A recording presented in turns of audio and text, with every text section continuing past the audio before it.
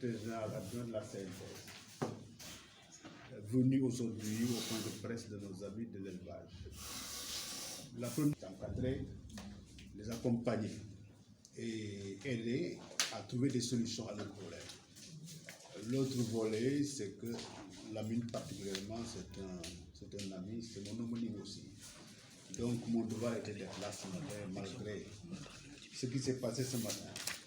Alors le point essentiel, c'est que dans l'administration du Sénégal, il y a une disparité depuis des années constatée par tous les acteurs de l'éducation, en passant par là. C'est un mémorandum à l'époque pour dire à l'État de faire une étude pour voir ces disparités et comment les corriger.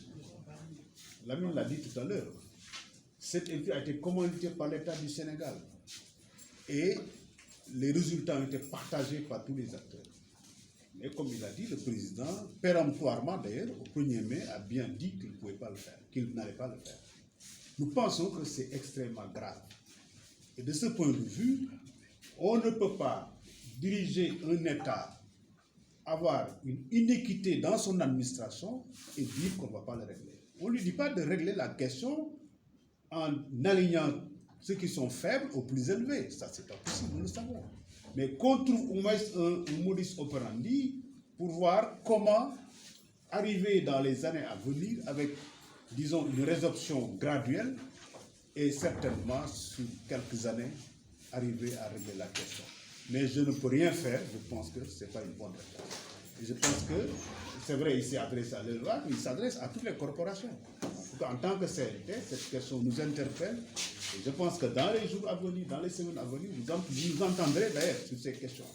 Et je pense que nous ferons en sorte que tout le monde soit mobilisé pour défendre ces points. Parce que c'est une inéquité qui ne peut pas continuer. Donc, pour l'élevage, je pense que c'est extrêmement difficile, il a raison. C'est les travailleurs les moins bien payés dans l'administration.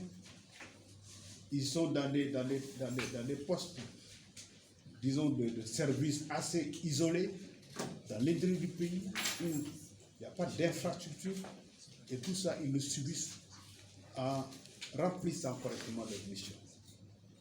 Ce qui se passe maintenant, sur le deuxième aspect, au Sénégal, avec la pandémie d'ailleurs, on a parlé de One Health, même au niveau mondial. Je pense qu'aujourd'hui, la médecine est unique. Parce qu'on s'est rendu compte, même avec la pandémie, que, d'ailleurs, jusqu'à maintenant, on n'a pas démontré que cette pandémie n'est pas d'origine animale. On ne l'a pas encore démontré. On parle de pingouins en Chine, etc. etc. Donc, c'est pour ça que l'OMS a parlé de One Health. Alors, de ce point de vue, on ne pouvait pas donc, dans ce même secteur de la santé, qu'elle soit animale, qu'elle soit donc humaine, que les gens ont cette disparité grave. Il l'a dit, je pense que dans le mémorandum, il y a une certaine comparaison avec d'autres acteurs de la santé, et je pense que ce qui se passe est inimaginable. Son secrétaire général et toutes les organisations qui la composent seront aux côtés de des travailleurs de l'élevage et d'autres secteurs d'ailleurs qui sont dans la même situation, l'agriculture, je l'ai dit, la pêche, l'éducation, la santé. Donc je pense que ce sera une bataille pour l'ensemble des secteurs. Et je vous l'ai dit, d'ici la semaine prochaine, vous entendrez, on vous convoquera certainement, le secrétaire général lui-même fera un point de presse sur ces questions qui interpellent l'État. Et sur ces questions, l'État ne veut pas bouger. C'est des questions récurrentes d'équité, d'inéquité, je devrais dire, et où l'État ne veut pas bouger. Et je pense qu'on ne peut pas accepter aussi, avec tout ce qui se passe, qu'on continue à narguer les travailleurs.